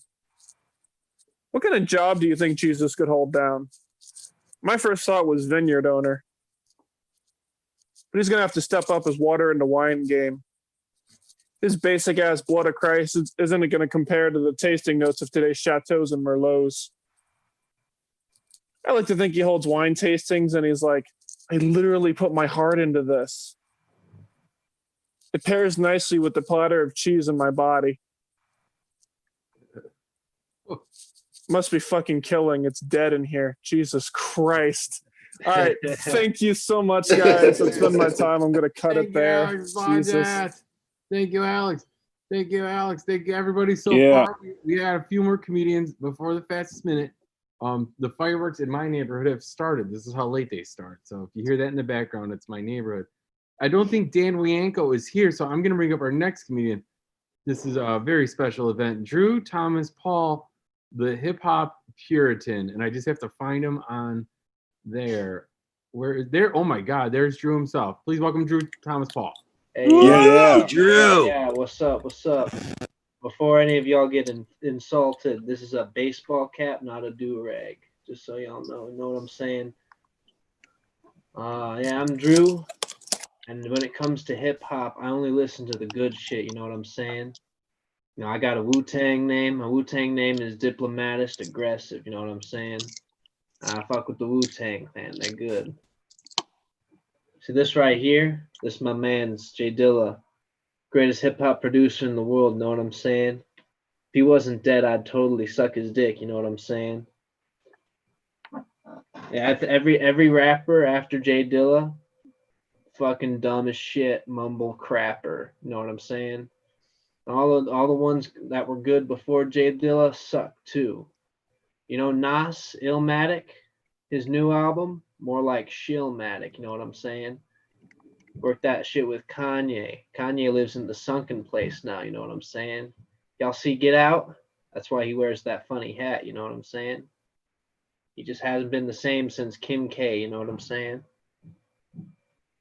Now, Lil Wayne was making good music when he was getting fucked in the ass by Birdman. You know what I'm saying? Now Lil Wayne's more like Lil Brain. You know what I'm saying? Can't do shit. Snoop Dogg, you know, I fuck with the Snoop Dogg. Back in the 90s, he smoked a lot of weed. Nowadays, he smokes so much weed, he's not even a Snoop Dogg. He's like a Snoop Cat. You know what I'm saying? You know, Dr. Dre was good in the 90s. You know what I'm saying? After JD died, though, you know what I'm saying? He should get his medical degree revoked. You know what I'm saying? Jay-Z, you know what I'm saying? He was underground. He's a good underground rapper, you know what I'm saying? I think he should have stayed underground, you know what I'm saying? Y'all know Drake? Drake should go hop in a lake, you know what I'm saying? He's probably the only rapper who's even whiter than me, you know what I'm saying? Got Eminem, Marshall Mathers, you know what I'm saying? Used to be good. Now he's Marshall doesn't matter, you know what I'm saying? You guys got this new king of West Coast hip hop, you know what I'm saying? Kendrick Lamar. No, he's more like Kendrick Lamar, you know what I'm saying? Got Biggie Smalls, man. Biggie Smalls is my hero. When he died, I cried all day. Because I know even back then, as a 4-day-old baby, that Biggie Smalls was my hero, you know what I'm saying? Yeah, you know what I'm saying? We got all these new mumble crappers, you know what I'm saying, coming out from Atlanta, you know what I'm saying? They don't know how to talk, you know what I'm saying? They all up on the juice, you know what I'm saying? They drink too much, you know what I'm saying? I'm Drew Thomas Paul, the Puritan, and y'all know what I'm saying. Peace. Yeah. Yes. Thank you, Drew Thomas Paul, and props to anyone who knew what he was saying. Like, that's all. No, that was good. That was good stuff. Ian Ian experiments. Our next comedian, also very experimental. Please welcome Noah Saunders. Hey, what's going on? Forgive me. I just accidentally took a screenshot. I don't know. Got button happy. I have a laptop, but for whatever reason, I've just gotten really used to doing this on my phone. But I can only ever see 3 squares at one time. So I just kind of, that's like, which 3 squares am I going to seek validation from today? So we'll see. Who do I choose? I think I'll choose the 3 black silhouettes with the mics off. That'll be the ultimate challenge. I used to live in South Korea. One time I was at this expat bar. A friend of mine was right on the beach just to like paint a picture. There was a cute bartender. He would try to chat her up. He was just playing around. He had a girl, but like, so it was like, hey, where are you from? And she went, Gabon. And there was this long pause where he had no idea what to say. And then he went with, Gabon. And she went, it's a country in Africa. She walked away. That's that story. Let's see. I'm on Twitter. That place is a waking nightmare, but I am active on Twitter, I guess. But sometimes I'll tweet something, then I'll delete it shortly after, like, oh, that wasn't that funny. I'll get like weird Twitter anxiety. So like I'm not a religious person, but if I feel like if I'm bad in this life, I'll be forced to read a list of my deleted tweets to a jury of my peers in the spiritual realm. Let's see here. Oh, so I've learned a lot of myself during this quarantine. When it started, my name was Noah, and now my name is blah blah because like no one can understand me with the face mask and shit. So yeah, gotta deal with that. I appreciate good ad copy. I like the dirty hustle, but I actually thought about going into advertising for some reason, but I don't think I have a brain that can like appeal to people on like a mass scale in a way that a corporation would pay for. But on the back of the Starbucks cup, it says that first sip feeling. Good copy. And I think that's funny because that's also like AKA this will end the horrible withdrawals you feel every morning because you have a chemical dependency on our product, that first sip feeling. Anything else I want to talk about? I'm usually more prepared than this. You know what? I'm just going to leave it there. Yeah. Cut it short. Thanks for the time, guys. Thank you, Noah. Thank you for sharing. Just Noah. Almost 2 hours into the mic and you're not fully prepared yet. I'm just I always love that where people are like last on the list and they're like, oh, I didn't think of anything to say, and you're like, what? Anyone's previous setup is yours to take. No, I'm just kidding. Our next meeting coming up is Callum Marullo. Hey, thank you guys. I was thinking about this in another mic, but you guys know that the Jerry Seinfeld special on Netflix, not the new one of the older ones called Jerry Before Seinfeld, where the theme is that he does like all his old jokes. I thought like a good idea for like an open mic would be comedy before Corona. You could just go on and not have to worry about shoehorning Corona at some point in your set at all. You know what I mean? Yeah. Yeah. I don't know. Fuck it. I gave up on not bombing on this set like fucking 50 comedians ago. I guess you gotta believe you're not gonna bomb to not bomb. So like before every set, it's just like that scene in Peter Pan, the remake where you go like, I do believe in not bombing. I do. I lost that like 10 comics ago. So here's the stuff. I don't know. You guys know the show Hot Ones? You know that show? The I don't know if this is just me, but like I find that guy really creepy. The guy who interviews people on Hot Ones. I don't know, just the whole theme of the show, right? Where because the theme is, if you don't know that, like he interviews people, and to interview them, he like makes them eat spicy wings, spicier and spicier before they can't take it anymore, and they just start like telling him whatever. Which is like some kind of CIA torture tactic there, in my opinion. I don't know.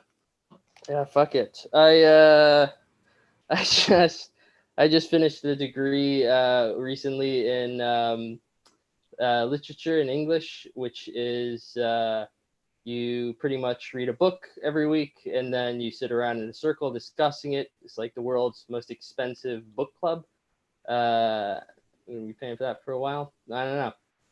My favorite book in that was that I read for that course was Moby Dick, and my favorite chapter in that was a chapter where the book is about whaling, of course, and then one chapter they catch a whale, they gut the whale, and they go through the real process of what they actually did back in the day to gut the whale. And this is what people used to do. They cut the foreskin off the whale and they wore the foreskin to protect themselves from the blood and guts spilling on themselves. If the whale was Jewish, they just got the blood and guts spilled all over them. But every time I read that, I was always like imagining some guy coming out at the guy puts on the foreskin, blood and guts and everything. Guy comes out, he's like, "Oh, dude, you have like aprons back there. We got aprons. You don't have to wear that. Thing." But yep. I don't know. I did one whole essay on that chapter specifically. I literally just did an essay on it so I could hand it in. I could hand an essay in called Moby's Dick. That's all I wanted to do. That's how I spent government funding. 1 minute. Thank God. Shit, man. I gotta do one more. Okay. I loved Halloween as a kid. I've been thinking about it a little bit. I don't know. I felt that, I don't know why, because I was like always so concerned with having a nice costume, like getting a good costume for Halloween. I don't know why that is. I guess I felt that if I had a better costume, I would get more candy, which doesn't make, the way you get more candy, I think, is by you know those houses that just leave like a big bowl out and they say take one please, and you just take the whole thing, and on your way out you pass a kid and you're like, oh man, there's none left. Some asshole just took all the candy. Can I get an alibi? All right. Jesus Christ. I really hate myself after that. Okay. Thank you guys very much. Yeah. Those are the houses that prove that socialism doesn't work. That's all you have to say. We get it. Yeah. Just take what you need. And it doesn't work. Yeah. That's good though. I did that one year because I was lazy and I knew that kids would take it right away, but then you're just like, well, the sign of the empty bowl's there, so fuck it, who cares? Our next comedian coming down, I don't know if they're here. Oh no, he's up there. There we go. Please welcome Gio Wagner. Hey, how's everybody doing? Hey, good. So, with this pandemic, everybody's just stressed out and everything. And there's a new mental health exercise with the 6 feet, the social distancing. Just occasionally do a pirouette, It's uplifting, it's good exercise. And if anyone's within 6 feet, you slap the shit out of them, Works on all aspects. How many of you remember when the term hotspot meant an exciting place to go? Yeah. Not anymore. Now it means Florida. And bipolar, is that an LGBTQ plus bear?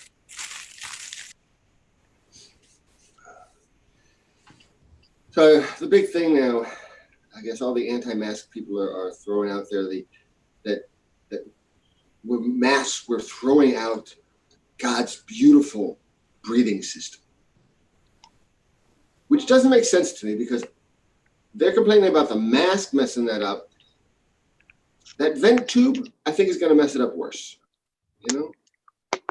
Maybe it's just me. I was driving the other day. I saw a sign that said National Secure Your Load Day.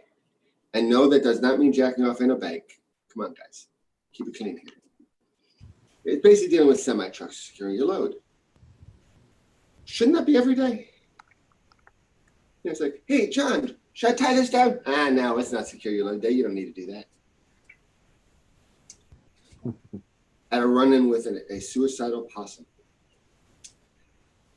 Driving off, I see it run out into the lane. So I move lanes, it moves over, I move back, it moves back. I end up in the exit lane, having to decide, do I hit the possum or do I hit the ditch? So I hit the possum. $1,000 worth of damage to my car. The damn lizard has insurance, but the possum, no. Can I sue a possum? I mean, this possum's dead. I can't sue this possum. But like his wife and kids, can I sue? I want them on the street. Well, maybe not on the street. That is what started this whole thing. Has anybody tried the new drink, the Quarantini? No. Equal parts vermouth, vodka, and overwhelming depression.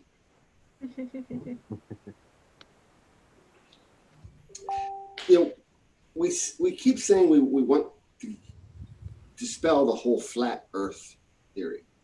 But if we want to convince people that the Earth is not flat, we need to stop saying things like the corners of the globe. Globes don't have corners, guys. We're sending a mixed message. Come on. That's fine. And there's a big debate over reverse racism, and I am a firm supporter of reverse racism. Because reverse racism, in my mind, is saying something that has absolutely no racial remarks in it at all. All right, guys, that is my time. You have a great night. Yeah. Yes, thank you. Thank you.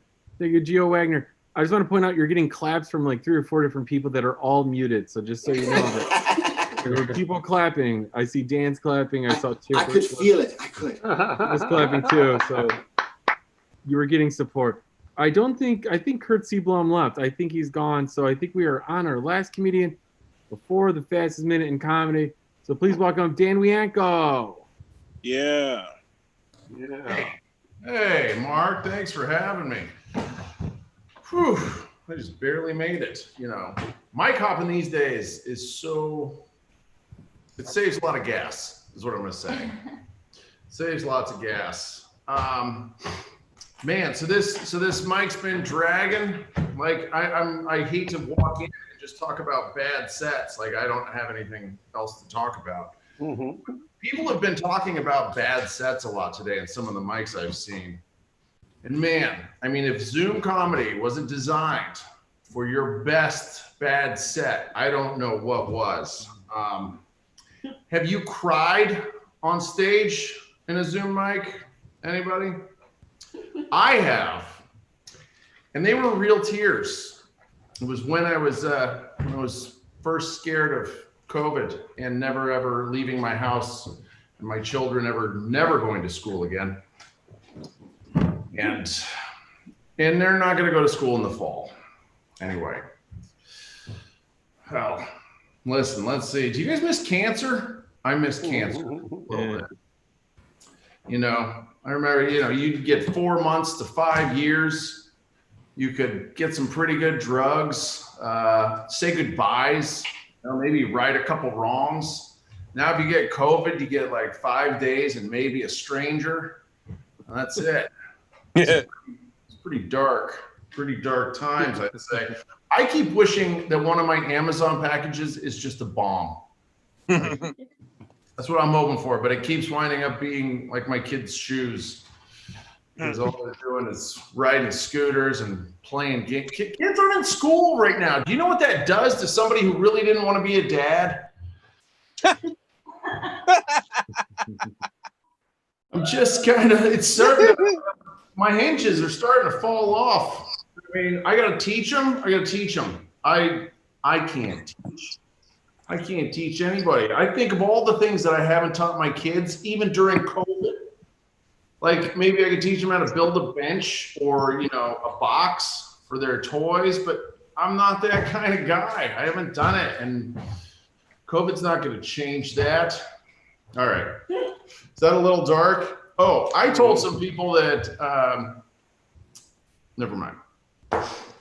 We'll keep that one. Keep that. It was a waxing joke because waxers aren't working. But one time I got my whole thing, like I got it waxed. And if you haven't done it and you're a guy, I think like I wasn't expecting to take it that poorly, but I didn't take it well at all. Like I kicked the waxer across the room, and that was the first pull.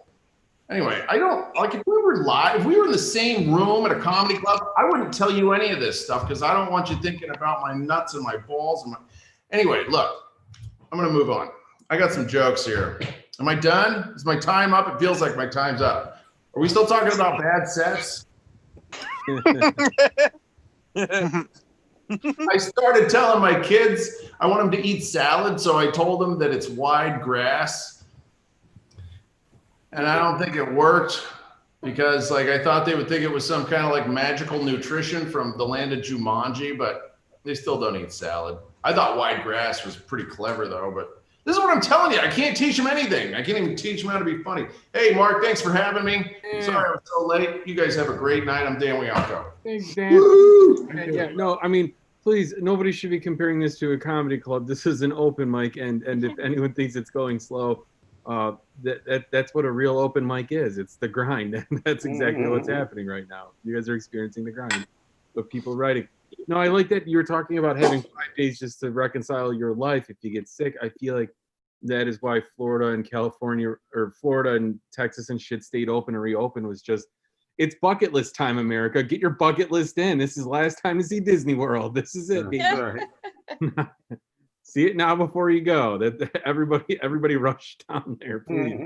That's gonna work out very well for all of us. And you know what time? It's time for the Fast Minute Comedy. I'm gonna give you 1 minute, and then I'm just gonna throw the mic to the next person.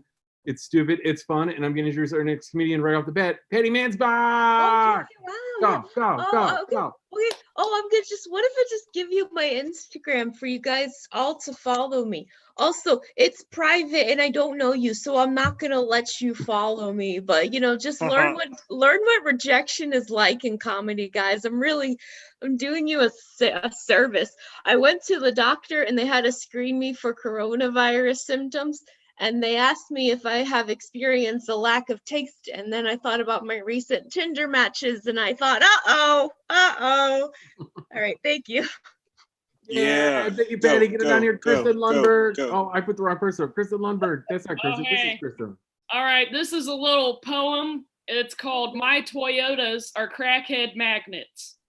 My first Toyota was a one of a kind. It was really easy for meth heads to find. It had a green paint job until they scratched it all to hell. They took the muffler as well. My second Toyota I had in Chicago. Meth heads used it as shelter from the snow. They took the lighters, anything they could get, but they haven't stole my soul yet. My Toyotas are meth head magnets. They run really well just like a crackhead. My Toyotas are meth head magnets. Let's go. My third Toyota I bought in LA. They stole the sunglasses during the day. They stole my mirror so I couldn't see very well, so they could look at themselves. They siphoned the gas while I was at a picnic. I caught a guy in my trunk stealing my ice pick. He asked me if I used it for stabbing guys. I said I use it for carving ice because I'm an ice carver. My Toyotas are meth head magnets. They run really well just like a crackhead. My Toyotas are meth head magnets. Let's go. Okay, go. Go. Thank you, Kristen. Get it on Michael Cooper. Hey, I'm here. I'm here. Hey, guys.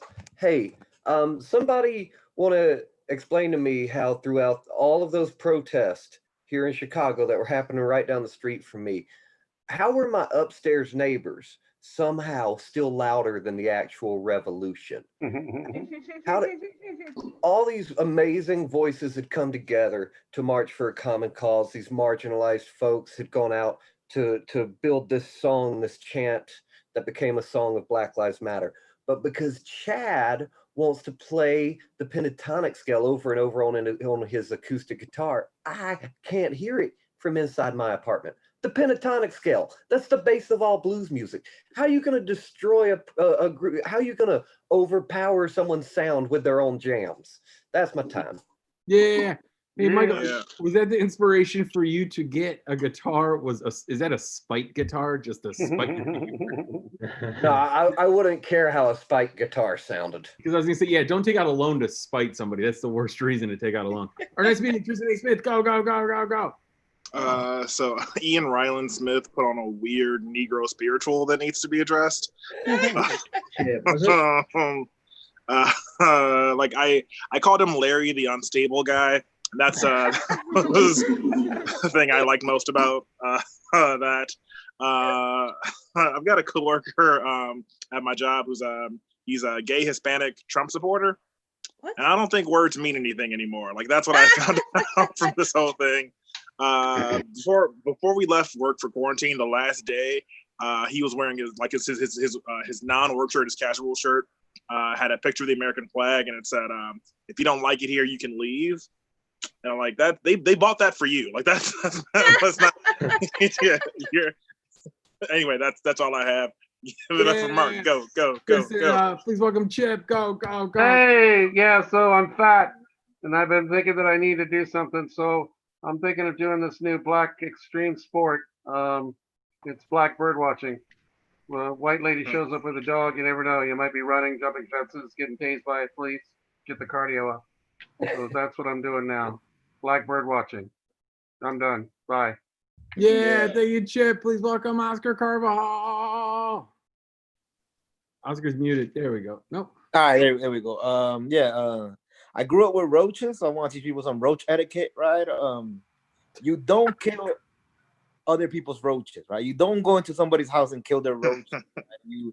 You pretend you don't see them until the person acknowledges there's a roach there, and then they kill them. Like, if they're not killing their roaches, you gotta tell them, "Now handle your roach, bro." You know what I'm saying? Like, you let them kill the roach, and then you believe their bullshit speech about how it's the first one they've seen in months, how they don't know where it came from, right?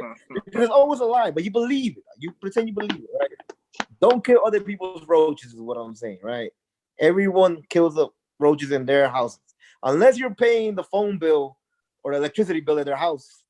Who pays phone bill? Anyway, don't kill the people's roaches. That's it. There you go. Yeah, thank you, Oscar. Please welcome Ian. He's back. I'd like to clarify that Drew Thomas Paul is a white guy who listens to a lot of dad rap, who watches a lot of interviews with dad rappers, and therefore talks like a dad rapper.